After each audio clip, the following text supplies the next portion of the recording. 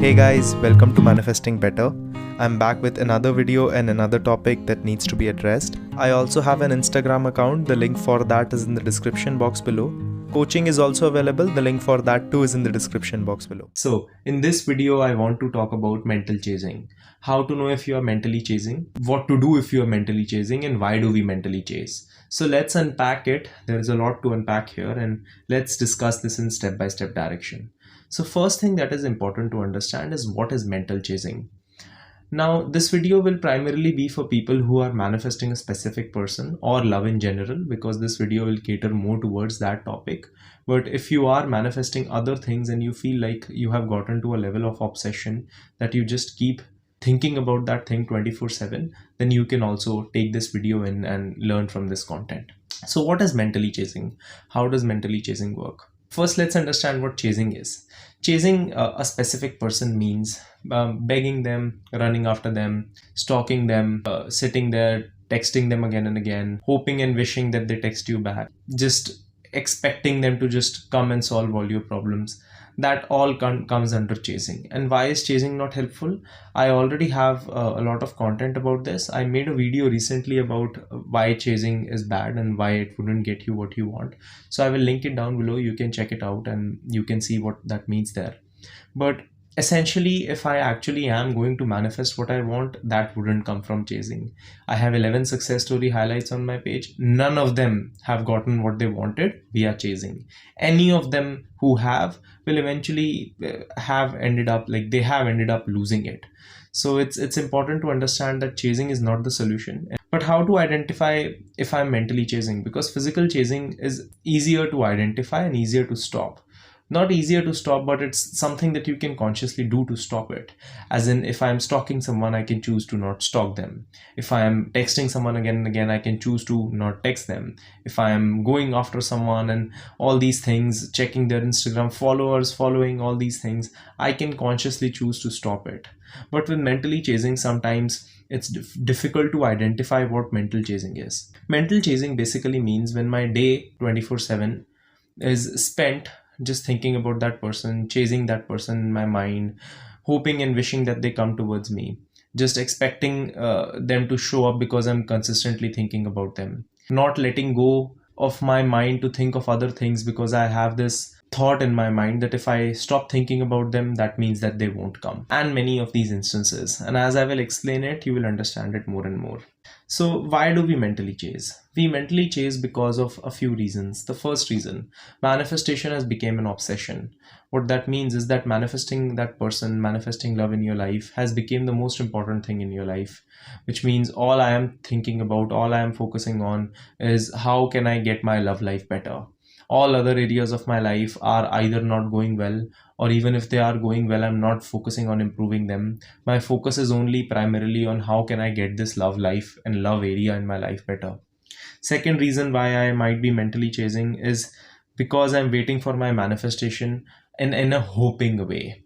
So I'm in a Bollywood or a Hollywood movie sequence when there is this rom-com when I have lost all hope and this person just comes running from the door and I was in this sadistic mood and just feeling bad and depressed, and this person just came and hugged me and everything went well. Unfortunately, a person is never going to be a solution to your problems, no matter how much movies make you feel that way, that everything in my life was going bad and this person just came in my life and they just suddenly made it all better. No, a person can be a very helpful addition to your already good life. A person can be someone who can amplify your life, of course. Having an intimate and a romantic partner is absolutely important, but it's not the end all be all of everything. Third thing, I have stopped living my life.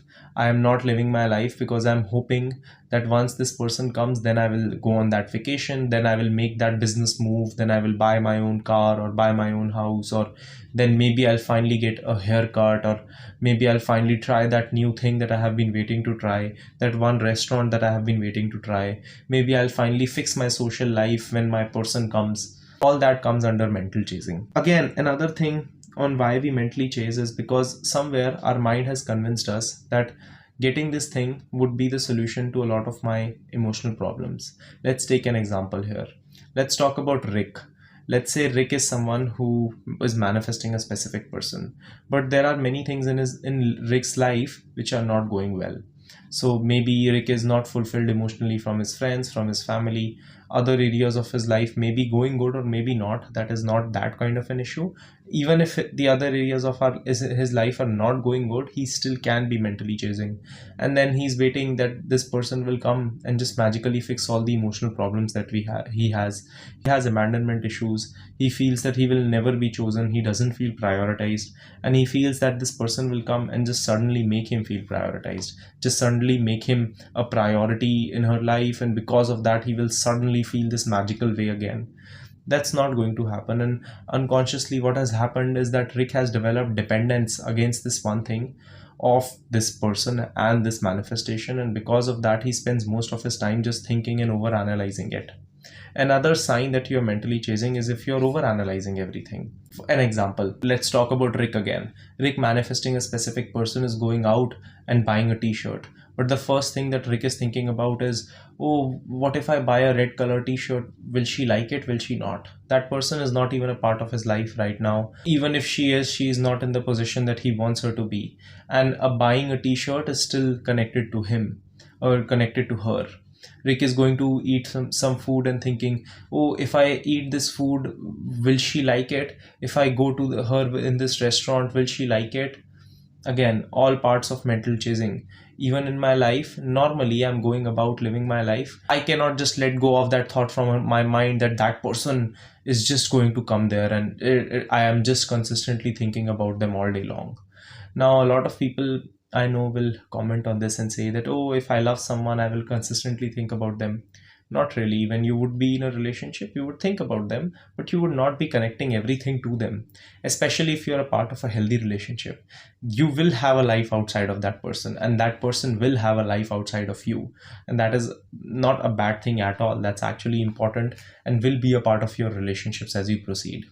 Another thing, we are doing the self concept. Another sign that I am emotionally mentally waiting and mentally chasing is that I am even doing the self concept work for this person.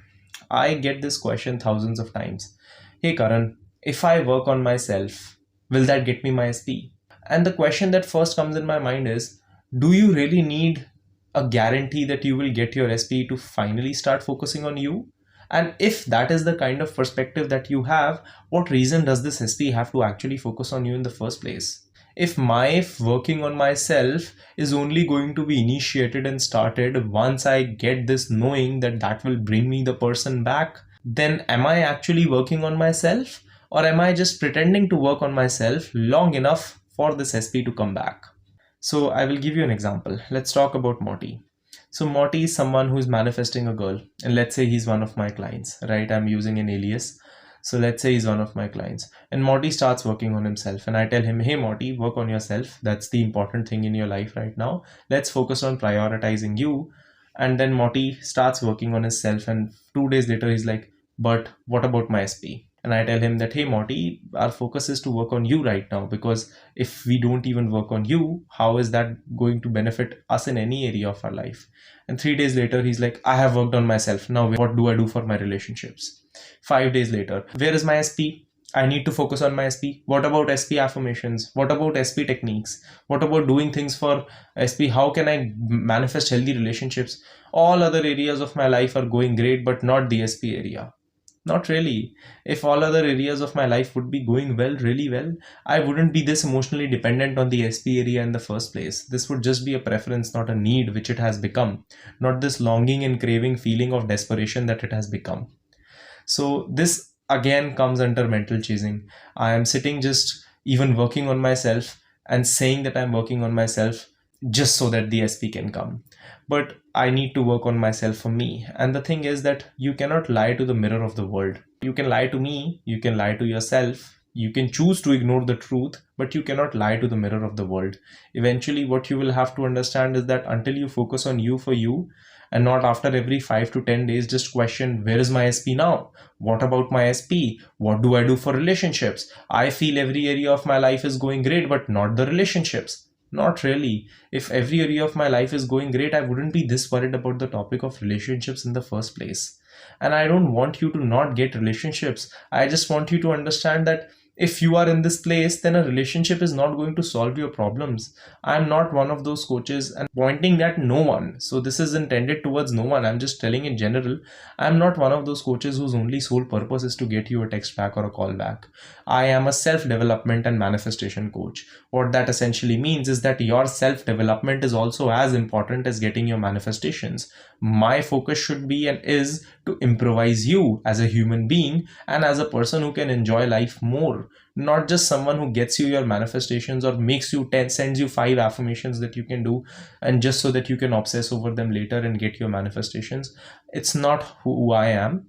My focus is more towards improvising your life, and that's any of my clients who has ever worked with me knows. Even if you like it or you sometimes people hate it that I tell them to focus on themselves, but eventually come back to me telling me that, hey, thank you for helping me focus on me, that focusing on you is important. I am in no way, shape, or form saying that don't go after what you want. I'm just telling you that after every 5 days, your focus cannot just keep shifting back to the SP if you have started a journey to focus on you. But what to do if I am mentally chasing? How to solve the problem of mental chasing?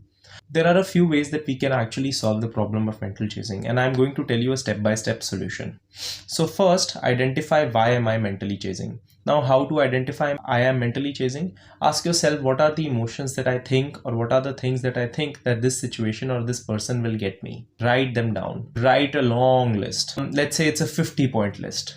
Out of those 50 points, there would be maybe 10 things that are mutually exclusive to this person. So that is just this person, something that me and that person can do, right? Can be sexual things, can be maybe going out on a couple's date, things on those regards. The other 40 things are things that you can do for yourself. Where people lose is that they say that, okay, I cannot do the 10 things at all, so why even try with the 40? Why decrease the obsession? No, try those 40 things. Actually fulfill yourself in those ways, because if you actually do that, you wouldn't be waiting for this person to this level anyway. Your focus 24/7 would not be on this person anyway. The second thing that you can do to actually stop mentally chasing is to ask yourself, okay, let's say this person was a guarantee in, let's say, the next 2 months. Let's say I was guaranteed 100% that this will come into my life for 2 months. How will I structure these 2 months to a level where my focus would just primarily be self-development and self-improvement? And what will I do then? And then whatever techniques that you are doing, add this lifestyle to that so that it becomes more about you and you're not constantly obsessing about the idea of a person. I will be making more content on this topic because I feel it is important and a lot of people will get help from it. If you are someone, which I know a lot of you are, no issues. I have been there thousands of times. But if you are in that position, then please learn from my mistakes. Don't make the same mistakes that I did, my clients did. Don't get into the same position where someone else can already teach you from. So if I'm telling you something, it's not because I don't want you to get what you want, it's because I do. But the way to get what you want is not the way that you are taking, because if it was, it would have worked till now. So focusing on yourself is not a bad thing. Just understand what I'm trying to tell you. Focus on yourself. When I'm saying focus on yourself, I'm not saying don't focus on the person. I'm saying focus on yourself too. And maybe that will solve your problems in the long run. So I hope that this video conveys the message that I'm trying to spread, and I will see you guys in the next one. Click the like button if you liked the video. Subscribe and turn the notifications on for more such content. Comment down your video suggestions and I will see you guys in the next one.